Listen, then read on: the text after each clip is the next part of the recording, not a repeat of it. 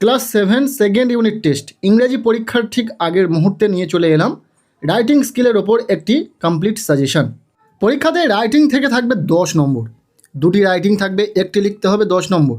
So খুব সহজে তুমিও এই 10টি নম্বর পেতে পারবে যদি মাত্র কয়েকটি গুরুত্বপূর্ণ রাইটিং প্র্যাকটিস করতে পারো। পরীক্ষার ঠিক আগের মুহূর্তে যে রাইটিংগুলো প্র্যাকটিস করা থাকলে পরীক্ষাতে কমন পাবে সেগুলি দেখে নাও। মূলত তোমাদের পরীক্ষাতে 4 ধরনের রাইটিং আসার সম্ভাবনা রয়েছে। Number 1 letter writing, number 2 paragraph writing, number 3 story writing এবং নাম্বার 4 বায়োগ্রাফি রাইটিং। এই 4 ধরনের রাইটিংয়ের ওপর যে বিষয়গুলো তোমাদের প্র্যাকটিস করতে হবে, যে রাইটিংগুলো তোমরা খুব ভালো করে প্র্যাকটিস করবে দেখে নাও। আমরা দেখে নেব প্রথমে লেটার রাইটিং। কোন কোন লেটার রাইটিংগুলো তোমরা প্র্যাকটিস করবে? মূলত লেটার টু ফ্রেন্ড তোমাদের আসবে। তো সেক্ষেত্রে লেটার রাইটিংয়ের ক্ষেত্রে যেগুলো প্র্যাকটিস করতে হবে, number 1 you visit to the zoo, খুবই ইম্পর্টেন্ট একটি রাইটিং। এরপর বার্থডে পার্টি দেখে রাখবে, অর্থাৎ inviting him to your birthday party. Next দেখে রাখবে এইম ইন লাইফ, ভীষণ ইম্পর্টেন্ট, বন্ধুর কাছে চিঠি। এছাড়াও দেখে রাখবে পূজা ভ্যাকেশন বা সামার ভ্যাকেশন। লেটার রাইটিংয়ের ক্ষেত্রে এই 4টি বিষয় বলে দিলাম, যেগুলি বলে দিলাম খুব ভালো করে প্র্যাকটিস করো, পরীক্ষাতে কমন পাবে। এরপর দেখে নেব প্যারাগ্রাফ রাইটিং। দেখো প্যারাগ্রাফ রাইটিংয়ের ক্ষেত্রে কিন্তু ভীষণ ইম্পর্টেন্ট, তোমাদের পরীক্ষাতে আসার সম্ভাবনা রয়েছে। মূলত লেটার রাইটিং, প্যারাগ্রাফ রাইটিং এবং স্টোরি রাইটিং এই 3টি বেশি গুরুত্বপূর্ণ। বায়োগ্রাফি ততটাও গুরুত্বপূর্ণ নয়, কারণ প্যারাগ্রাফের মধ্যে অনেক সময় বায়োগ্রাফি দিয়ে দিতে পারে। যেমন প্যারাগ্রাফে থাকতে পারে স্বামী বিবেকানন্দ, এপিজে আব্দুল কালাম। বিষয়টা বোঝাতে পেরেছি? সো প্যারাগ্রাফের ক্ষেত্রে তোমরা যেগুলো প্র্যাকটিস করবে বলে দেবো, পাশাপাশি স্টোরি রাইটিংটা সবচেয়ে বেশি গুরুত্বপূর্ণ তোমাদের জন্য। সো যেহেতু আমরা লেটার রাইটিং দেখে নিলাম, এরপর আমরা দেখে নেব প্যারাগ্রাফ রাইটিং। দেখো প্যারাগ্রাফ রাইটিংয়ের ক্ষেত্রে যেগুলি গুরুত্বপূর্ণ রয়েছে, নাম্বার 1 এনজয়িং এ পিকনিক, ভীষণ সাজেস্টিভ, তোমরা ক্লাস 7-এ পড়ো। সো সেক্ষেত্রে এই রাইটিংটি তোমাদের আসার সম্ভাবনা খুব বেশি রয়েছে। এছাড়াও কুইজ কম্পিটিশান দেখে রাখবে, টি plantation drive, Swami Vivekananda, APJ Abdul Kalam. এছাড়াও ইম্পর্টেন্স অফ ওয়াটার অথবা importance of reading news paper বা বুক। এই প্যারাগ্রাফ রাইটিংগুলো তোমাদেরকে খুব ভালো করে প্র্যাকটিস করতে হবে। তোমাদের পরীক্ষাতে কিন্তু এখান থেকেই কমন পাবে। প্যারাগ্রাফ রাইটিং যদি তোমার পরীক্ষাতে থাকে, আশা করব যদি স্ট্যান্ডার্ড মানের প্রশ্ন হয়, যদি একটু ভেবেচিন্তে প্রশ্ন করা হয়, তাহলে নিশ্চিত যে আমি যেগুলো দিচ্ছি তার মধ্যে থেকেই থাকবে, তার বাইরে থাকবেই না। অবশ্যই পরীক্ষা দিয়ে আসার পর কমেন্ট সেকশানে জানাবে তোমাদের পরীক্ষা কেমন হলো, রাইটিং কমন পেলে কি না, ঠিক আছে?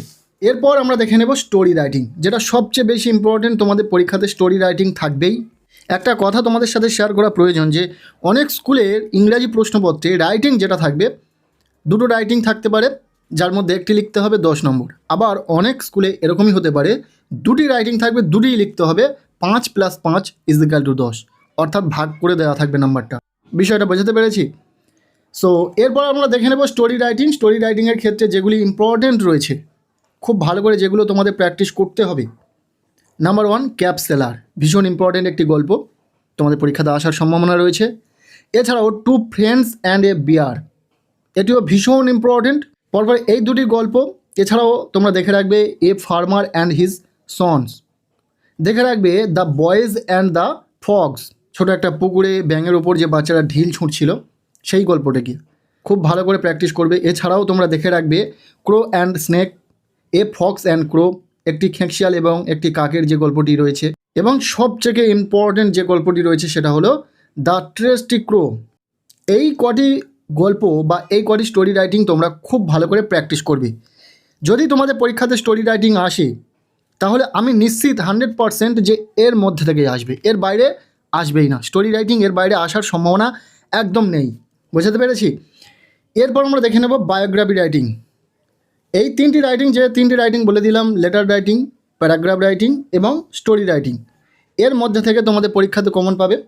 তবে এক্সট্রা তোমাদেরকে কয়েকটি বায়োগ্রাফি রাইটিং দেখে রাখতে হবে, কারণ বায়োগ্রাফিও অনেক স্কুলে দিয়ে দিতে পারে।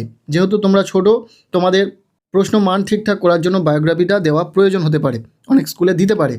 আচ্ছা, বায়োগ্রাফির ক্ষেত্রে যে মহান ব্যক্তিদের বায়োগ্রাফি তোমরা প্র্যাকটিস করবে, যে মহান ব্যক্তিদের জীবনী তোমাদেরকে পড়ে রাখতে হবে, সেগুলি দেখে নাও। এপিজে আব্দুল কালাম, কল্পনা চাওলা, প্রফুল্লচন্দ্র রয়, মহাত্মা গান্ধী, স্বামী বিবেকানন্দ। ব্যাস, এই 4-5টি বায়োগ্রাফি তোমরা খুব ভালো করে পড়তে পারো। পৃথিবীতে হাজারো মহান মানুষ রয়েছে যাদের বায়োগ্রাফি কিন্তু পরীক্ষাতে আসতে পারে। তবে তোমাদের পরীক্ষাতে এই সমস্ত বায়োগ্রাফি আসার সম্ভাবনা সবচেয়ে বেশি। তবে সবচেয়ে ভালো হয় যেটা, যে বায়োগ্রাফির ওপর একটি ফরম্যাট প্র্যাকটিস করে রাখা। কারণ অনেক সময় এমন একজনের বায়োগ্রাফি দিয়ে দিতে পারে যেটা তুমি পড়ে যাওনি বা কখনো শোনোনি, তার বায়োগ্রাফি তোমার পড়া হয়নি।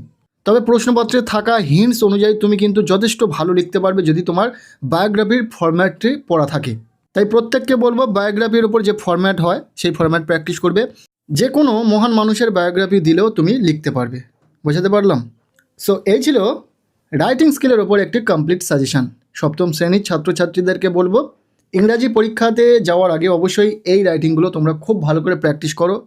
একবার অন্তত চোখ বুলিয়ে যাও, পরীক্ষাতে কমন পাবে।